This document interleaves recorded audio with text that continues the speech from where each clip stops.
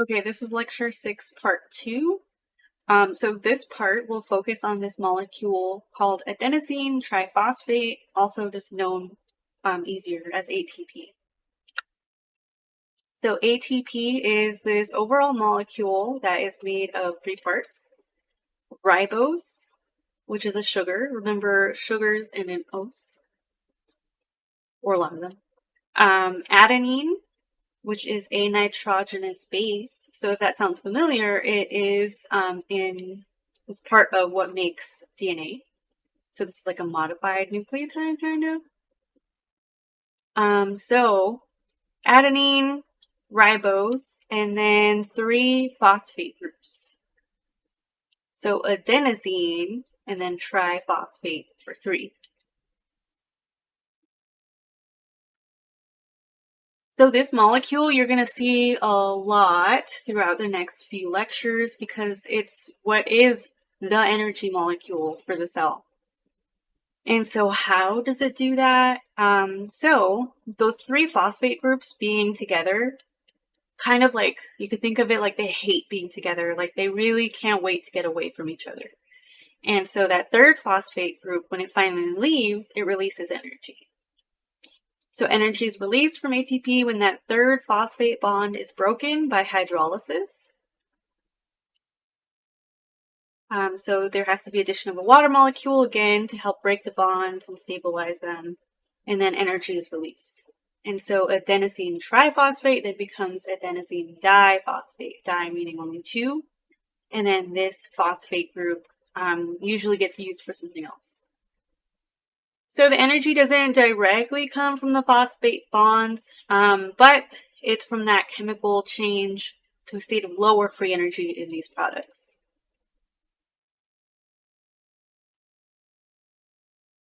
And so it just happens that, even natural selection acts on like molecules. And so ATP happens to release more energy with the loss of a phosphate than most other molecules can deliver.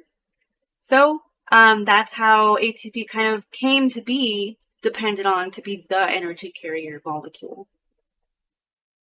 It's those 3 phosphate groups that generates a lot of this energy. It's the repulsion between the negative charges of the 3 phosphate groups that creates a lot of potential energy. And so there's a lot of potential energy, and that triphosphate tail is kind of the chemical equivalent of like a compressed spring. You have a spring and then you're squeezing it and compressing it, and so there's potential energy, and then as soon as you let go, it kind of releases energy. So yeah, adenosine triphosphate is kind of like a portable power bank. So I will come back to this analogy in a second. So in the cell, any kind of cellular work, and again, there's different kinds of cellular work, mechanical, transport, and chemical. It's all powered in the cell by ATP hydrolysis. In the cell, that energy from the exergonic, so remember it's releasing energy to the surroundings. Energy from that exergonic hydrolysis of ATP is used to help drive other reactions that are endergonic in the cell. So you'll see a lot of this kind of coupling of energy transfers. So overall, the hydrolysis of ATP is exergonic.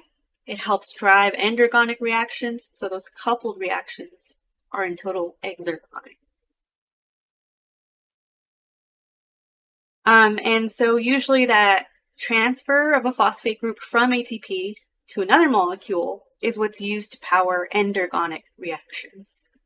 And so when a phosphate group is transferred from something to something else, that's called phosphorylation. Yeah, you're adding a phosphate group to something. So typically it's the transfer of the phosphate group from ATP to other molecules that help power endergonic reactions. Whatever receives that phosphate group, the recipient molecule, is now a phosphorylated intermediate, and then is more reactive and then less stable, has more free energy than that original molecule. So here is an example of how ATP drives chemical work. So in panel A on top, there's glutamic acid. And so by combining glutamic acid and ammonia, this makes glutamine. In panel B, you see the help of phosphate or ATP. So usually in this lecture and all lectures moving forward, you will see ATP with that little like bam symbol. I don't remember what it's called. There has to be a name for this actual shape, right? Anyway, so ATP always shows up in yellow with this. So glutamic acid and ATP, this reaction of ATP hydrolysis. Now this glutamic acid is phosphorylated. It's a phosphorylated intermediate. And it kind of combines easier to make glutamine. And so in this case, now there's a free energy change in this coupled reaction that makes it happen more easily. Because now it's glutamine, or glutamic acid, sorry, that is phosphorylated, less stable, and it's more likely to want to join with ammonia.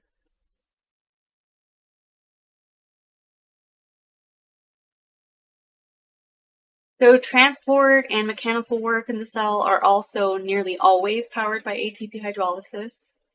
It causes a change in protein shape and binding ability.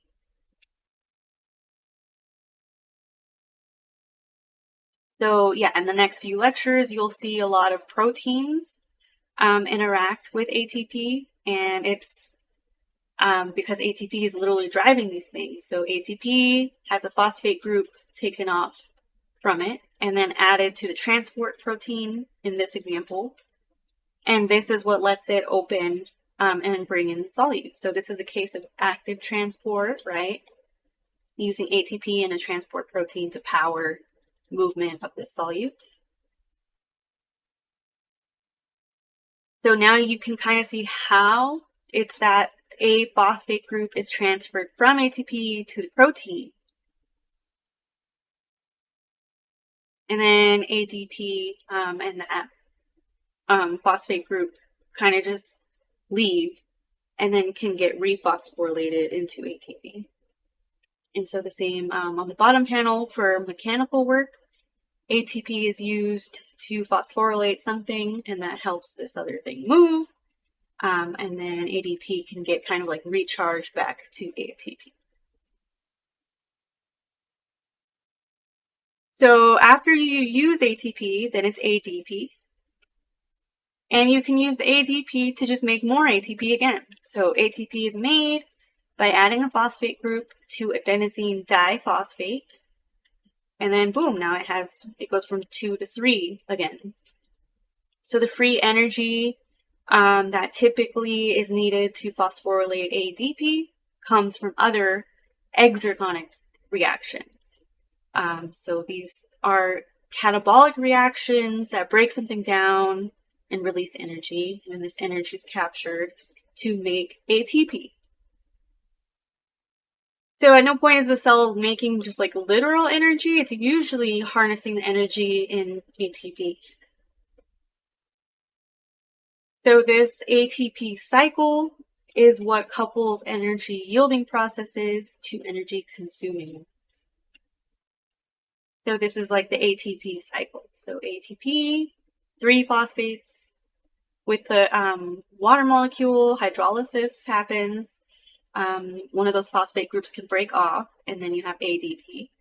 That energy can be used for cellular work to help power endergonic reactions that consume energy.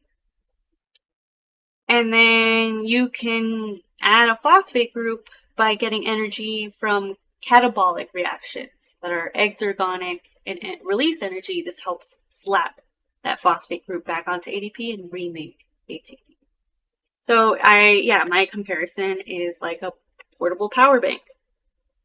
So ATP is like that. Like it can store energy in here because you can't just walk around with like literal electricity in your pocket. You just die.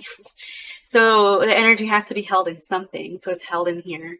And so when you charge it, it's like ATP. And then after you use it, and it's kind of like dead. It's ADP, and then you just recharge it, and then it's ATP again. So that's kind of my comparison of ATP. It's like a little power bank for your phone. You get power to help recharge it from whatever, fossil fuels, solar power, whatever. And then you use it, and then the electricity goes to work on your phone. Your phone uses up energy, doing whatever it does, and then you just recharge this cycle.